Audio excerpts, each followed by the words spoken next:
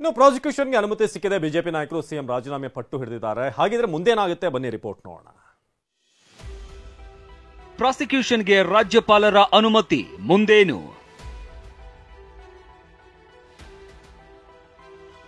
Prosecution ಈ ಹಿಂದೆ 2011ರಲ್ಲಿ BSY CM ಆಗಿದ್ದಾಗ ಇಂತಹದ್ದೊಂದು ಘಟನೆ ನಡೆದಿತ್ತು.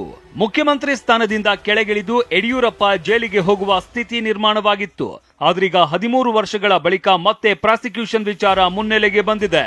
ಹಾಗಿದ್ರೆ ಬಿಎಸ್ವೈ ಪ್ರಕರಣ ಏನು ಅನ್ನೋದನ್ನ ಹೇಳ್ತೀವಿ. ಅದಕ್ಕೂ ಮುನ್ನ ಸದ್ಯ ಸಿಎಂ ಸಿದ್ದರಾಮಯ್ಯ ವಿರುದ್ಧ ಕೊಟ್ಟಿರುವ ಪ್ರಾಸಿಕ್ಯೂಷನ್ ನಲ್ಲಿ ಏನಿದೆ ಅನ್ನೋದು ನೋಡೋದಾದ್ರೆ,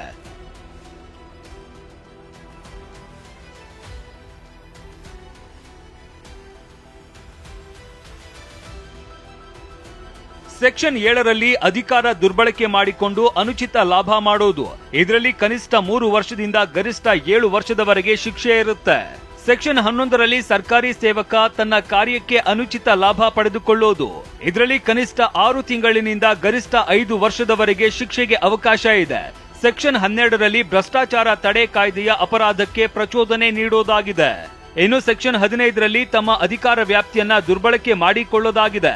ತಮಗೆ ಬೇಕಾದವರಿಗಾಗಲಿ ಅಕ್ರಮ ಲಾಭದ ಯತ್ನ ಬರುತ್ತದೆ. ಇದರಲ್ಲಿ ಕನಿಷ್ಠ 2 ವರ್ಷಗಳಿಂದ ಗರಿಷ್ಠ 5 ವರ್ಷಗಳವರೆಗೆ ಶಿಕ್ಷೆ ಇರುತ್ತೆ.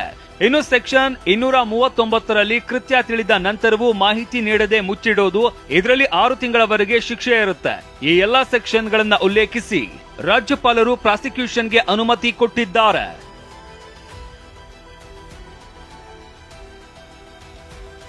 ಇನ್ನು ಸಿಎಂ ಸಿದ್ದರಾಮಯ್ಯ ಪ್ರಾಸಿಕ್ಯೂಷನ್ ಪ್ರಕರಣದಲ್ಲಿ ಮುಂದೆ ಏನಾಗುತ್ತೆ ಅನ್ನೋದನ್ನ ನೋಡೋದಾದ್ರೆ,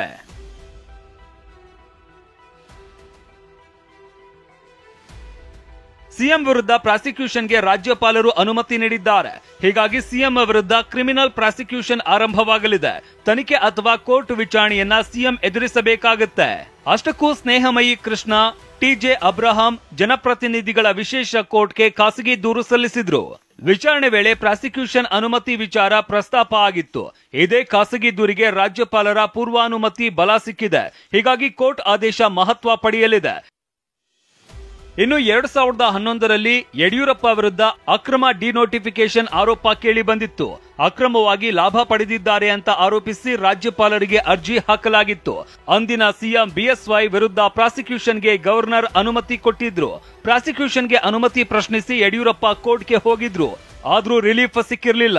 ಹೀಗಾಗಿ ಪ್ರಾಸಿಕ್ಯೂಷನ್ ಅನುಮತಿ ಬಳಿಕ ಲೋಕ ಕೋರ್ಟ್ಗೆ ಖಾಸಗಿ ದೂರು ಕೊಟ್ಟಿತ್ತು. Bureau report, ಟಿವಿ9.